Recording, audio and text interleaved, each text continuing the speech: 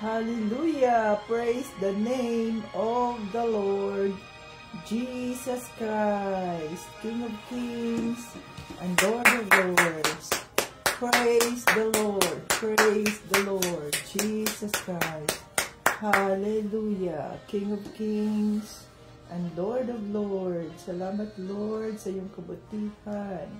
Salamat, Lord, sapagkat ikaw ang Diyos na buhay. Sa pangalan ni Jesucristo. Salamat, Diyos Ama, Holy Spirit. Hallelujah. In the name of Jesus. Thank you, Lord, sa iyong kabutihan. Thank you, Lord Jesus, King of Kings. Tinataas ka namin sa araw na ito. Maraming salamat sa panibagong umaga na kami ay nagising. Ako ay nagising, Lord Jesus. Thank you so much. Hallelujah. Hallelujah. King of Kings and Lord of Lords, we exalt your name, Lord Jesus Christ. You are good at all times. Hallelujah.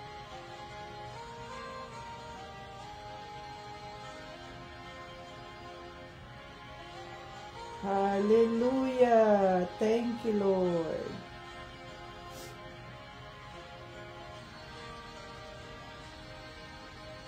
For a new day to serve you, my King, Lord and Savior Jesus Christ. It's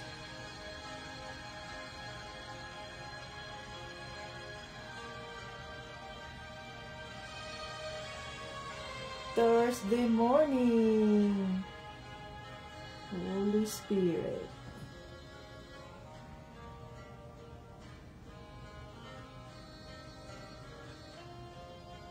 lead me in every step of the way.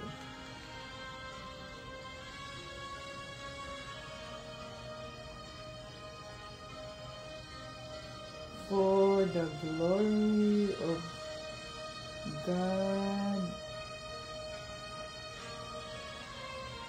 Almighty alone.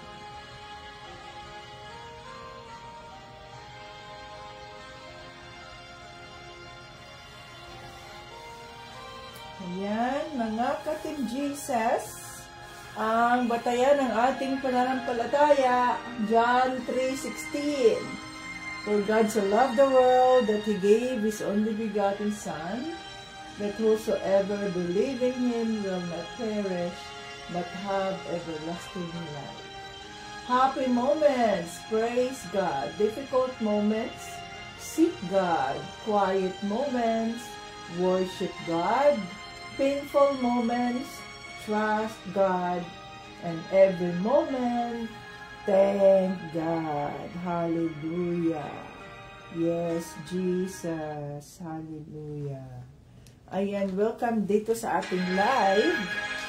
Ngayon ay Thursday morning here in Houston, Texas. Praising tayo ngayon. Hallelujah. God is good all the time. So magpuri tayo mga ka-Team Jesus. Pagising sa umaga, kay ganda, kay ganda, kay ganda ng mundo, ginawa niya. Ngayon ko lang nakita ang ganda ng mundo. Salamat sa Diyos at ako'y binago.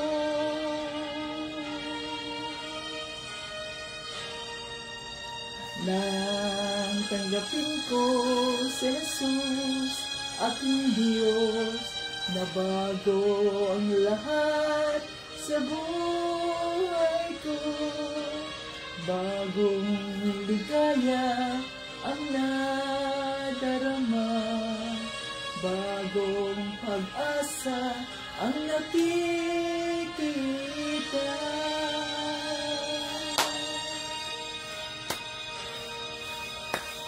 lahat ay aking ibibigay pati aking buhay upang purihin siya. Hallelujah, Lord Jesus. Lahat ay aking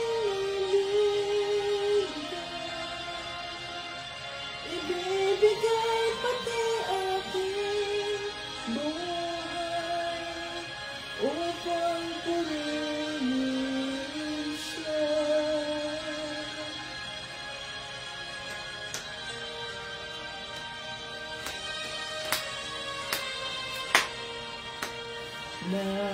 Nag-uumapaw ang aking saya, pagmamahal niya ang nadarama. Kay ganda ng buhay na nasa kanya, purihin ang Diyos, purihin si Jesus.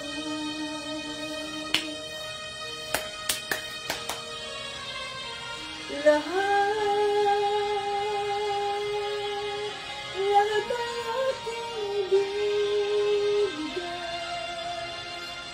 ibibigay pati aking buhay upang purihin siya.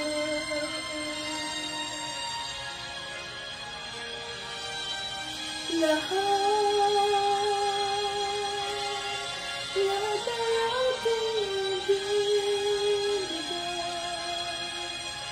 ibibigay pati aking buhay upang purihin siya.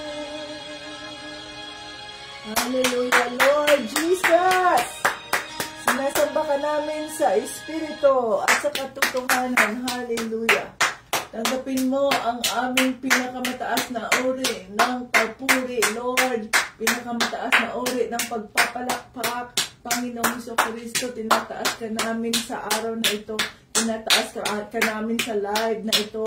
Panginoong Jesucristo, oh hallelujah, hallelujah. Be exalted, Lord Jesus. Salamat po sapagkat ikaw ang nararapat. Ikaw ang nararapat na papurihan. Ikaw ang nararapat na parangalan. Hallelujah! Father God, in the name of Jesus, tinataas namin si Panginoong Jesucristo sa live na ito, sa lugar na ito, sa buong sulok ng daigdig. Oh, hallelujah! Praise the Lord! Praise the Lord! Jesus Christ, we welcome your Holy Spirit in our midst today. Let's welcome the Holy Spirit. Come, Holy Spirit, I need you now. I need your anointing, come in your power. I love you, Holy Spirit. You captivated my soul. And every day I learn to love you more. Come, Holy Spirit, I need you now. I need your anointing, come in your power. I love you, Holy Spirit. You captivated my soul. And every day I learn to love you more. I'm reaching for your heart. You hold my life in your hands, drawing me closer to you. I feel your power renewed.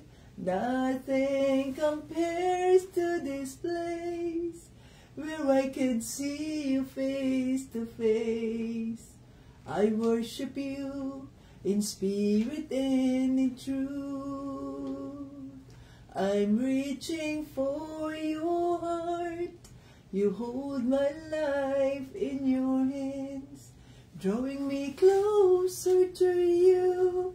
I feel your power and Lord, nothing compares to this place where I can see you face to face. I worship you in spirit and in truth. I'm reaching for your heart. You hold my life in your hands, drawing me closer to you. I feel your power and Lord, nothing compares to this place where I can see you face to face. I worship you in spirit and in truth. We worship you in spirit and in truth. Oh, hallelujah. Banal na Espiritu, we welcome you in this place. We love you, Holy Spirit. Maraming salamat na nandiyan ka sa aming mga buhay 24/7. Na ikaw ang aming gabay, na ikaw ang iyong conviction, ang aming sinusunod. Napakabuti niyo po, Banal na Espiritu. Maraming salamat po. Napatuloy ka na nag-i-intercede sa amin para sa Diyos Ama. Patuloy ka na hinihiling na dumadaing sa bawat kabigatan, sa bawat sitwasyon na aming hinaharap.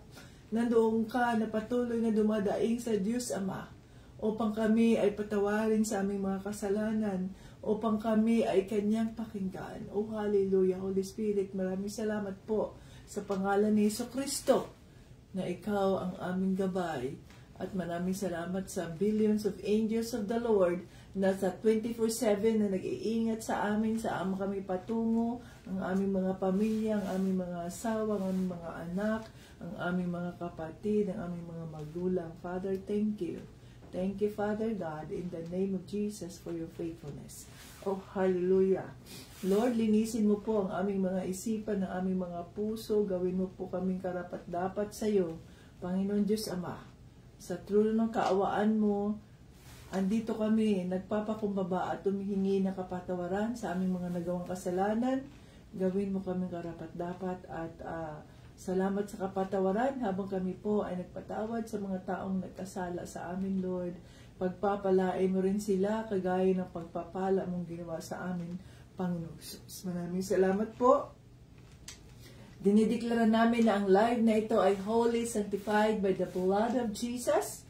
At itago niyo po ang inyong lingkod sa krus ni Panginoong Jesucristo. Nang sa ganoon ay hindi ako ang makikita, kundi ang makakita ay ang iyong kabutihan, Diyos Ama.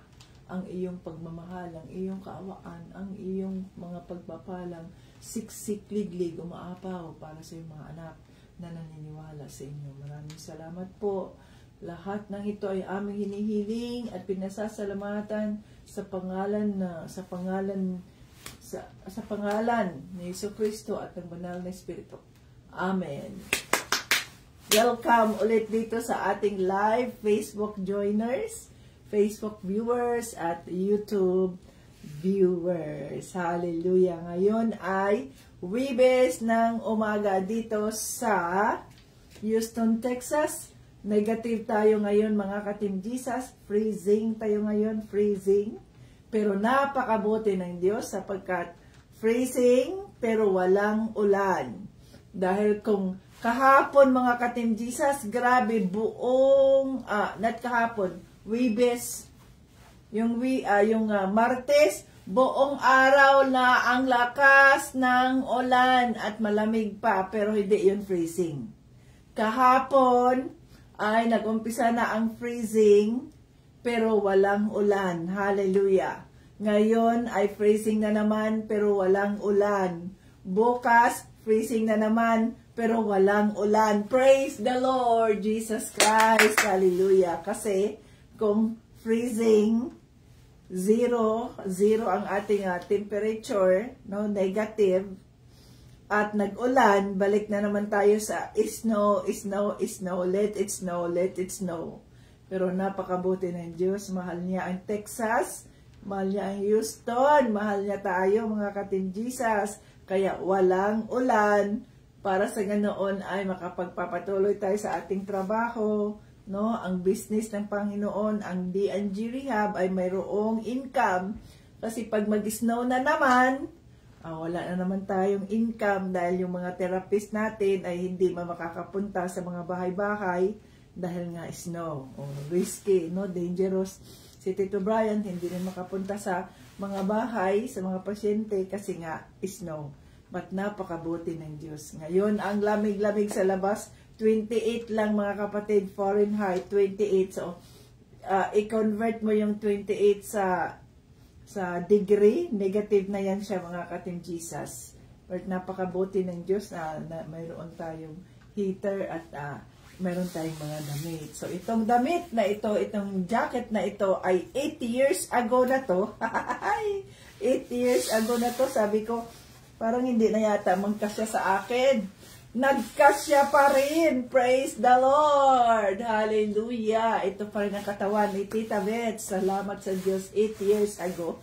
At, ang sikreto niyan mga katim Jesus ay tubig na maligamgam lamang ang ating inumin nang sa ganoon ay matanggal ang mga fat sa ating tiyan. Kaya, warm water lang tayo mga katim Jesus. At saka, tea. Ayan lang, no? Ginger tea, lemon tea, ganyan. Pwedeng lagyan ng honey para mabuti ang ating mga pangangatawan, mga katim Jesus, at hindi tayo magkakasakit. Ayan. So, hindi magastos sapagkat nasusuot pa rin natin ang ating mga damit. Ilang taon na siya, nasusuot pa rin natin. So, hindi magastos dahil bibili na naman tayo ng panibago dahil yung size natin ay lumalaki habang tayo ay nagkakaedad, no? Bawat taon na tumataas ang ating edad, ay to lumalaki din ang ating mga katawan, lalo na itong ating belly, no? Kaya magastos yun dahil hindi na magkasya ang mga damit. But napakabuti ng Diyos, wala na akong bili-bili ng mga damit. Ang mga damit ko ay matagal na yan, pero nasusuot ko pa rin, praise the Lord. At sa halip na bumili ng damit, ayun ang gamitin natin upang makapagbahagi tayo ng mga pagpapala, no? Sa kung sino man ang nangangailangan, so sa halip na ibili ko pa lang yung $50 na yan, ibili ko yan ng damit, o isang damit na yan, no? Mabibili natin, or 2 damit. Hindi. Ito ay, nang binili ko ito, $70. Ayan, $70 nung binili ko, 8 years ago. Ewan ko magkano na ito ngayon, no? So, magastos ang pagbili ng mga damit. But napakabuti ng Diyos, ang ating mga damit ay nasusuot pa rin natin. Hindi naman yan mahalaga kung luma ang ating damit or bago. Ito ay depende yan sa mga nagsusuot, no? Kahit luma, pero naingatan naman natin ang ating mga damit, kaya para pa rin bago at maganda pa rin nating nasusuot. Yan ang mahalaga. Nagiging maganda tayong lalo kapag ang glory, ang kaluwalhatian ng ating Diyos Ama ay nasa sa atin. Kaya nag-glow tayo because of the glory of God, because we are children of the Lord. I am a child of God. So nag-glory ako, we are glowing. Nag-glow tayo dahil sa glory ng ating Panginoong Diyos Ama. Hallelujah. Kaya mga katim Jesus, water therapy lang tayo mga katim Jesus. Water therapy. Hallelujah. Ayan. So, kaya ngayon ang gawin natin, no? Water therapy lang tayo at as much as possible, huwag na masyadong kumain pag gabi mga katim Jesus. Kasi gabi na matutulog ka na, so huwag ka na kumain ng marami. At as much as possible, magtanim kayo dyan ng mga kamote ninyo. Magtanim kayo ng ginger para everyday meron kayong source ng inyong ginger tea. Ang dahon ng ginger ay pwede rin natin gawing tea yan. Ang kanyang root, ayan, no? At magtanim kayo dyan ng kamote kahit wala kayong space. Yung lagyanan lang, yung lagyan na ng yung sako, pwede yun. Magtanim kayo ng kamuti. Sapagkat ang kamuti, isang kamuti lang, pag tumubo na yan, dami na yung mga bunga. O, importante yun. Magtanim kayo ng alugbati. Yun yung mga kangkong, kung ano pa mang pwedeng itanim para dire-diretso na kayo ay makakain. No? Diretso. Magtanim kayo ng sayuti. O, para sa ganoon ay yung dahon ng sayuti, pwede nyong gulayin yun, isalad nyo yun, yung pag nagkabunga na, o, diba? So, mas nakakatipid kayo sa inyong mga expenses kaysa sa bili kayo ng bili. Ayan. So, warm water lang tayo at ginger tea, mga ka-Team Jesus, para yung ating tiyan araw-araw ay nalilinis, yung mga taba natin ay natatanggal, at na masusuot pa rin natin yung ating mga damit, ilang taon na nasusuot pa rin natin dahil na-maintain natin ang ating katawan. Okay? Praise the Lord. So yan ay mga tip natin para patuloy tayong magamit ng ating Panginoong Heso Kristo. Hallelujah. So dito na tayo. Dito tayo sa 20, February 20 na ngayon. Kahapon ay tinuruan tayo ng Holy Spirit yung tungkol sa mga parusa na ginawa o gagawin, mga parusa no para sa mga immoral. Sexual immoral, sexual immoral. At ang mga magnanakaw at ang mga ano tabi na mga greed, no? Sabi niya. So tayo bilang mga Kristiyano, tayo ay may obligasyon sa ating mga kapatiran na maituro sa kanila ang tama, kung ano yung ipinakita ng Holy Spirit sa atin, ay atin silang mai-correct, no? Maituwid natin sila with love. Nang sa ganoon ay hindi sila mapunta sa impyerno. Lalo na alam na nila ang katotohanan, tapos ginagawa pa rin nila ang kasamaan na yan. So lahat tayo dapat ay mag-rebuke sa bawat isa. Ako halimbawa, nire-rebuke ako ni Tito Brian. Si Tito Bryant naman ay nire-rebuke ko. So, ganun lang yun. No? Anong sabi sa salita ng Diyos? Diba? Ang sabi sa salita ng Diyos, ganito, ganyan. Hindi mo na kailangan sabihin sa kanila na ikaw ay nagkasala. Dahil ganito, ganyan. No? Hindi mo kailangan sabihin yan. Ang sabihin mo lang, sis, ayon dito sa salita ng Diyos dito sa 1 Corinto o sa Romans, ganito, ganyan. Na kung saan, ipinakita mo yung ginagawa niya na hindi sang-ayon sa salita ng Diyos. At kapag ang salita ng Diyos ang ating ginagamit upang mag-rebuke tayo sa isang tao, hindi niya yun iisipin na tayo ang nagsasabi sa kanya. Hindi niya iisipin na hinuhusgahan natin siya. Kundi dahil siya ay Kristiyano, alam niya ang katotohanan, pag ang ating sinasabi sa kanya ang salita ng Diyos, siya na yan mismo magsasabi, ay, oo nga nagkamali ako, oo nga O kaya pag may pride siya, ikating ganito, ganyan. Ito lang ang sinabi ko, iyan ang nasa salita ng Diyos. Tayo ay mga Kristiyano. So kung tinuruan tayo ng banal na espiritu, nirebuke tayo ng banal na espiritu, dahil yun ay mahal niya tayo. At ayaw niya tayong mapahamak, kaya nga nagre-rebuke ang banal na espiritu at nagko-confirm din kung tama ang ating ginagawa sa harap ng Diyos. Halimbawa, kung may mga conviction ng Holy Spirit na ipadala mo ang na yan. So, pinagdadasal namin yan. Yes, Lord, anong conviction mo? May mga pangangailangan kami, pero kung ano ang conviction mo, Lord, let it happen. At pag may papadala mo na yan, nandoon ang kapayapaan ng Diyos. Ang saya-saya ng pakiramdam namin ni Tito Brian. Bakit? No? Lord, glory to God, nagagamit mo na naman kami para sa iyong kapurihan.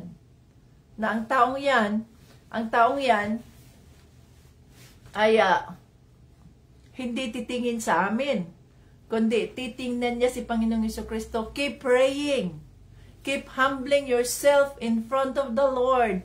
Dahil ang Diyos, mga ka-Team Jesus, siya ay nagagalak sa mga pusong broken hearts and humble hearts. Pag broken heart, hindi ibig sabihin yung broken heart ay yung na broken heart ka kasi nagkahiwalay kayo ng iyong nobyo or nobya. It's not the broken heart na sinasabi na ginagawa ng mundo. Ang broken heart, no? Contrite heart, broken heart, yun yung you are in pain, you were rebuked, at nasaktan ka, alam mo, mali ang ginagawa mo, you're broken, no? Kasi nga, the word of God is like a two-edged sword that penetrates into the deepest part of our heart. So, two-edged sword, isipin mo yung two-edged sword. Yung isang sword, yung sword na, yung halimbawa, sword. Nakita nyo yung sword? Na, magkabila, ang dulo niya, left and right, ay nandoon din, ano din yun, yung may hait ba, no?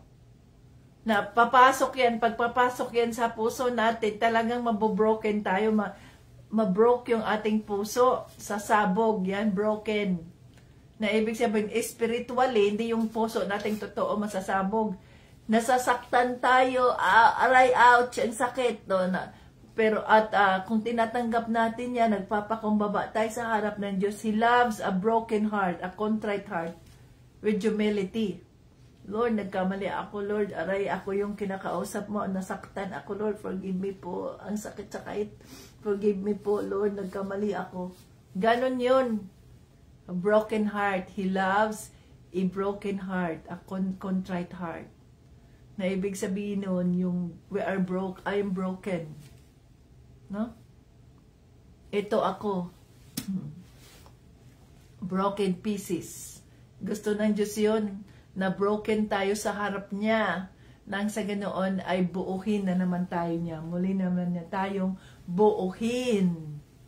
No? Siya ang makapagbuong muli sa atin. Nang sa ganoon, ang puso natin ay hindi na masasaktan ng kaaway ng Diyos, kundi ito ay magiging buong muli.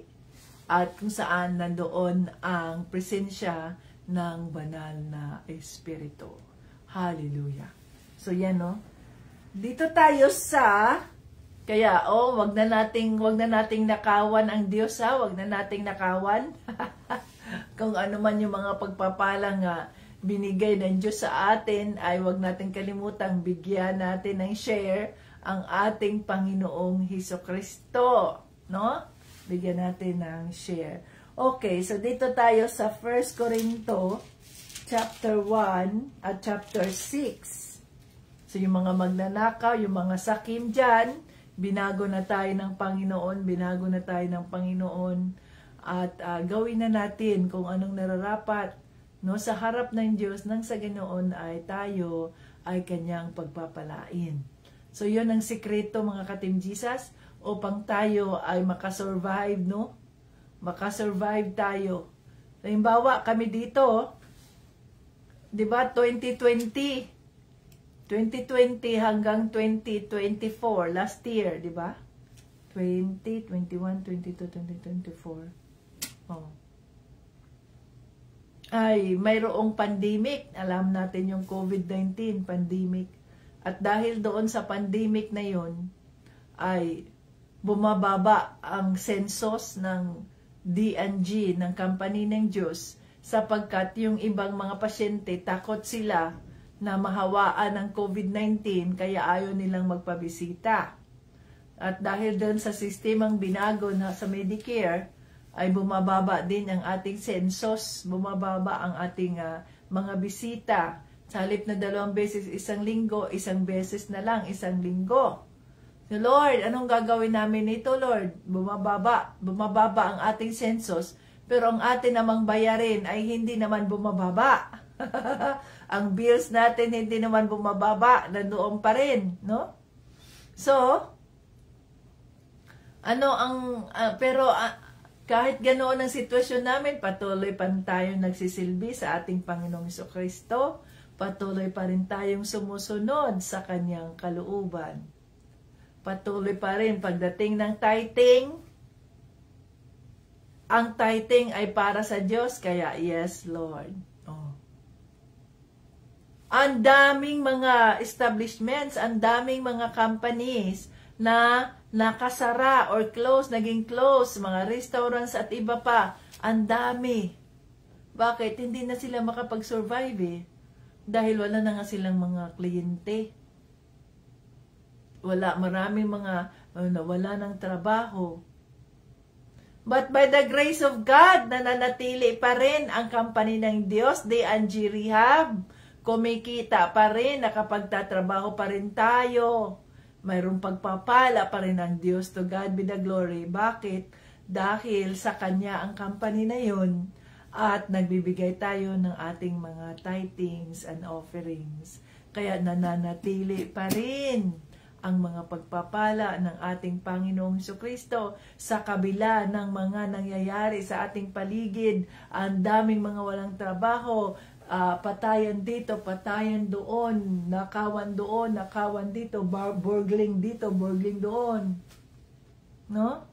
Pero ang pagpapala ng ating Panginoong Jesucristo ay nandiyan pa rin kasama natin dahil kinikilala natin ang Kanyang kapangyarihan, kinikilala natin ang Kanyang pagiging Diyos, the Lordship of the Lord Jesus Christ. Hallelujah. To God be the glory. Okay, dito tayo sa 6. Ayan. So, anong sabi dito? Demanda laban sa kapatid sa Panginoon. Ito ay nasa 1 Corinto verse 6, chapter 6, 1 Corinto chapter 6 verse 1 to maikli lang to, 1 to 11 kasi nagkahati-hati man siya, so mabuti yung may hati-hati. Okay, demanda laban sa kapatid sa Panginoon. Asa na inyong mga Biblia? Biblia, magbasa na tayo ng Biblia. Hallelujah. Okay. Verse 1, dito tayo sa 1 Corinto chapter 6, verse 1 to 11. Demanda laban sa kapatid sa Panginoon. Hala, magdidemanda, anong ibig sabihin nito? Ayan. Kapag may reklamo ang isa sa inyo laban sa kanyang kapatid, bakit dinadala ninyo ito sa hukom na hindi sumasampalataya sa Diyos? Dapat dalhin niya ito sa mga sumasampalataya sa Diyos. 2. Hindi nyo ba alam na sa mga huling araw, tayo mga banal ang hahatol sa mga tao sa mundo? At kung kayo ang hahato sa mga tao sa mundo, wala ba kayong kakayahang hatulan ang maliliit na bagay na iyan? 3. Hindi nyo ba alam na tayo ang hahato sa mga anghel? Hallelujah. At kung kaya nating gawin ito, mas lalong kaya ninyong ayusin ang mga alitan sa buhay na ito. 4. Kaya kung mayroon kayong mga alitan, bakit dinadala pa ninyo ito sa mga taong hindi kinikilala ng iglesia? 5. Mahiya naman kayo. Wala na ba talagang marurunong sa inyo na may kakayahang umayos ng mga alitan ng mga mananampalataya? Ang mangyayari, nagdidimandahan ang magkakapatid sa Panginoon at sa harapan pa ng mga hindi mananampalataya. Ay, nako Lord. Ano nang nangyayari sa mga Christians? Number 7, verse 7. Kayo mismo ang talo sa pagkakaroon ninyo ng mga kaso laban sa isa't isa. Bakit hindi na lang ninyo tiisin ang mga gumagawa ng masama at nandaraya sa inyo? 8. Ngunit ang nangyayari, kayo pa mismo ang gumagawa ng masama at nandaraya at ginagawa ninyo ito mismo sa inyong kapatid sa Panginoon. 9 and 10. Hindi nyo ba alam na hindi nagmamana ng kaharian ng Diyos ang masasama? Huwag kayong palilinlang, sapagkat kailanmay hindi magmamana ng kaharian ng Diyos ang mga immoral. Ang mga immoral hindi makapagmamana sa kaharian ng Diyos, mga ka-Team Jesus. Kung hindi magsisi, nagpapatuloy pa rin sa pagiging immoral. Sumasamba sa Diyos-Diyosan. Ito na naman ang sumasamba sa Diyos-Diyosan, mga ka-Team Jesus. Yan ang mga immoral.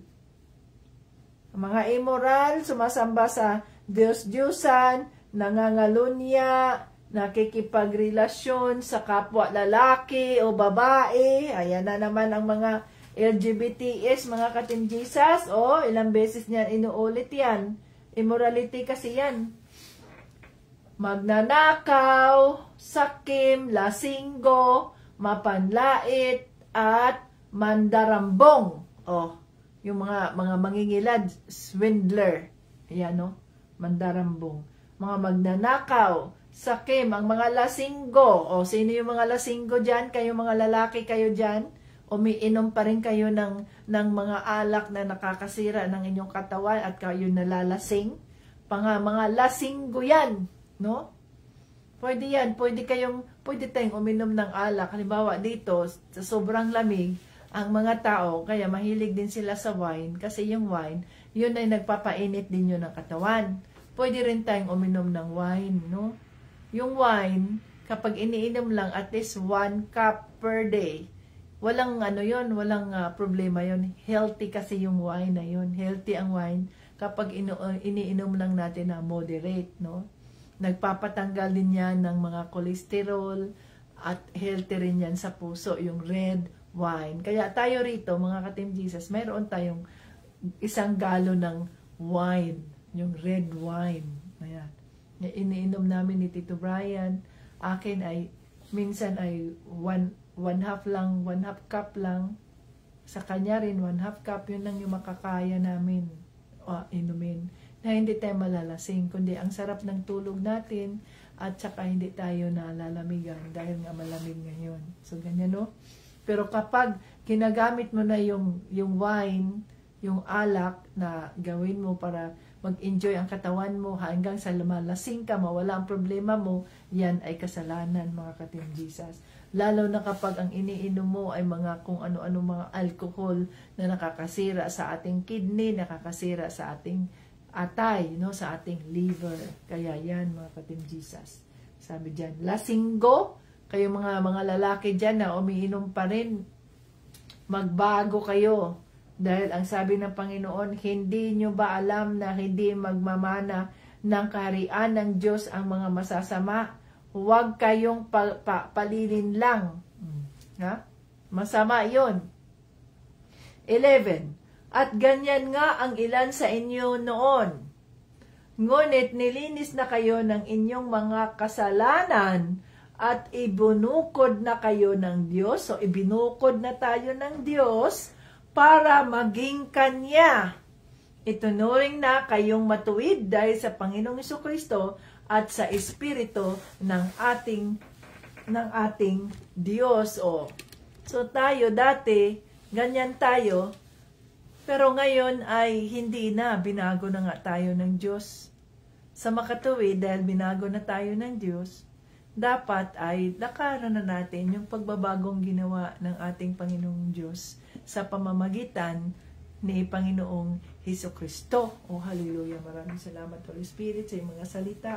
Gabayan mo kami nang sa ganoon ay maintindihan namin ang mensaheng nais mong iparating. Sa pangalan ni Jesus. Amen. Okay. So ano ngayon ang ano ngayon ang mensaheng nais iparating ng banal na Espiritu sa atin? So halimbawa, magkapatiran, no, kay Kristo, body of Christ, parehong mga Kristiyano, pero walang self-control, hindi mapigilan ang kanilang mga galit, ang kanilang mga inis, walang Holy Spirit. So ano nangyayari? Sa halip na pag-usapan ang hindi pagkakaunawaan, pag-usapan ang pag-aalitan, ang nangyayari ay magdidimandahan. Ang sabi dito ni Pablo, magdidimandahan kayo, no? At doon nyo naman ilagay ang demanda ninyo doon sa mundo, doon sa mga hukom, doon sa husgado na itong mga ito ay hindi naman mga nananampalataya, hindi naman mga Kristiyano. So, sino ngayon nakakahiya? Sabi niya, nakakahiya kayo. Kayo diyan na may mga alitan na pareho kayong mga Kristiyano, kailangan pa bang ilagay sa husgado? Sa husgado tayo magkikita. Ay, di ba? Sa husgado tayo magkikita. Tayo mga Kristiyano, hindi na kailangang ipahiya pa natin ang ating mga sarili sa pamamagitan ng husgado. So, kung ang alitan na yan ay pwede nating pag-usapan, kaya nga ang church, mga katimdihan, bawa, doon ka sa isang church, no, member ka ng isang Bible-based Christian church. Ngayon, hindi mo mapigilan, hindi mo maiwasan nagkaroon ng alitan between you at saka isa pang Christian, isa pang kapatid ni Kristo. Kaya nga mayroong mga tinatawag na elders. Mayroong tinatawag na elders, deacons sa church. Nang sa ganoon, kung mayroong mga sumbong, mayroong mga demanda at iba pa, no? Ipapatawag kayo doon. Halimbawa, magdemanda ka, so isusumbong mo doon sa pastor, sa deacon, ang iyong issue. Na ganito, ganyan, nilalamangan niya ako. Ang sabi dito, kayo ang nanlalamang sa kapwa. Kayo ang, anong sabi dito,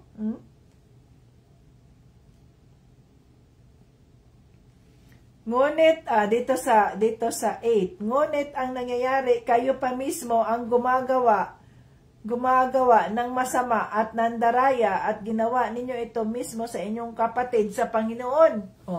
Dito sa 1 Corinthians chapter 6 verse 8. Nagsusumbong, kayo mismo ang gumagawa ng masama, tayo mismo ang gumagawa ng masama sa ating kapwa Kristiyano. Paano ngayon yan? Anong magiging testimony natin dyan na tayo ang gumawa ng masama sa kapwa Kristiyano pa naman natin, na pareho naman tayo nakakaalam sa katotohanan? So pag-usapan ninyo, kung hindi madala sa kayong dalawa na pag-uusap, let's settle our problem, our situation, ganyan. Kaya nga may mga elders na kung saan doon ninyo, elders of the church, na doon ninyo sabihin, doon kay pastor, ito yung aking sitwasyon. I try to settle down yung sitwasyon namin ng isang kapatid sa church, kaya lang ay ayaw niya ganito, kaya tulungan mo kami. Hindi naman pwedeng pupunta tayo sa church, mga Katim Jesus, magkaroon ng Bible study, no, every Wednesday, o kaya magkaroon ng prayer meeting every Friday, tapos sa Sunday magkaroon ng church fellowship. Hindi naman pwede na sa pagpasok natin dyan, nag-join tayo, nandoon yung kinaiinisan natin.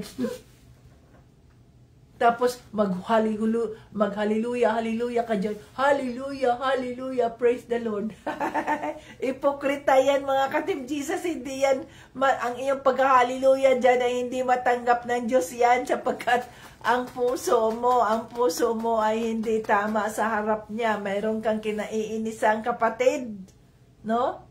Kapatid mo rin yan kay Kristo, magkapatid. Kaya nga, brad, sis. No? So yan. Pag may prayer meeting, pagpasok mo, nandoon na yung kapatid na yan, ayokong dyan dumaan, o lumiko ka, dito ako sa banda, nasa likod ka lang, ganyan-ganyan. Hindi yun pwede sa harap ng Diyos. Kailangan na magkasundo kayo. At kung siya naman ayaw niyang makipagsundo sa'yo, pabayaan mo siya, ipagdasal mo siya. Kung sa tingin niya, ikaw ay kanyang enemy, pagpapalain mo siya. Nang sa ganoon ay malaman niya na mahal mo siya dahil kay Kristo, mahal mo siya. Dahil kay Kristo ay mahal mo siya. Kahit na maaring hindi mo man nagustuhan ang kanyang pag-uugali, tandaan natin, ang ating mga kapatiran kay Kristo, hindi sila ang ating mga kaaway. Ang ating mga kaaway ay ang masasamang espiritu na nandoon sa kanilang mga puso. Kaya ang gagawin natin, ipagdasal sila, i-warfare natin sila, i-rebuke natin ang mga espiritong nasa kanilang mga puso. At kapag nakikita mo siya, show the love of God, the love of Christ sa Kanya. Pag nakikita mo yung kapatid na ito na naiinis ka, na ganyan, kainis ng ano na yan, tapos maya-maya nagsasamba na, Hallelujah, yes Lord Jesus. Ay, useless yung iyong pagsamba. Tsaka nag-o-offer. Sabi, di ba, nandun niya sa salita ng Diyos na bago mo i-offer yung katawan mo, yung sarili mo, you go to the person na hindi mo nakasundo at tumingi ka ng kapatawaran. Nang sa ganoon, yung iyong offering mo, yung offer of worship mo, ay tatanggapin ng Diyos. No? So, i-rebuke natin yung masasamang espiritu na nasa kanila, nakatagpuin sila ng banal na espiritu at maintindihan nila. At kung ikaw man ang nagkamali, o kahit hindi ka nagkamali, hindi ikaw ang mali. At pag sinabi ng Holy Spirit, make peace to this person. Humble yourself at humingi ka ng paumanhin. I'm sorry kapatid, I'm sorry sis, kasi ganito kasi sis. Nang sa ganoon ay magkasundo kayo. Unless, kagaya sa amin, halimbawa, we do not have any grudge against these churches whatsoever, no? Pag sinabi ng Holy Spirit, okay, umalis kayo dyan sa church na yan dahil tapos na ang inyong mission dyan. Nasabi nyo na ang katotohanan tungkol sa bagay na ito, tungkol sa practices nila na wala naman sa Biblia, at ginawa kayong mga enemy nila, so umalis kayo dyan sa church na yan. To God be the glory, maaring ang church na yan ay ayaw na umalis kami sapagkat alam nila na we are faithful tithers. So, kailangan ng mga church, ng congregation, ang mga Kristiyano na faithful tithers. Kasi yung faithful tithers, yun ang sumusuporta sa mga ministry. Hindi mahalaga kasi mga